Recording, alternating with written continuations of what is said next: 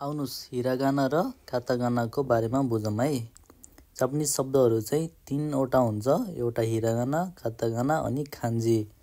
खान्जी भनेको चाइनिज अक्षर जस्तो भइहाल्यो। हामी हिरागाना र कातागानाको फरक बुझ्नको लागि यसरी बुझ्न सक्छौँ। हिरागाना भनेको नेपाली वर्ड जस्तै र कातागाना भनेको इङ्ग्लिस वर्ड जस्तै हो। जापानी वर्ड जस्तै ताबेरु भनेको खाना खान्छु, त्यो जापानिज वर्ड भयो। बनाना भनेको इङ्ग्लिस वर्ड भयो, त्यो चाहिँ इङ्ग्लिस वर्डबाट लिएर आएको भएर त्यसलाई चाहिँ कातागाना भन्छ। यसरी हामीले बुझ्न सकिन्छ हिरागाना र कातागानाको फरक। फेरि एकपटक है त, हिरागाना भनेको चाहिँ जापानी शब्द र कातागाना भनेको चाहिँ विदेशी शब्द। कुनै पनि शब्दहरू विदेशबाट ल्याइएको छ, इङ्ग्लिस वर्डहरू जस्तो छ भने त्यसलाई चाहिँ कातागाना भनिन्छ है त।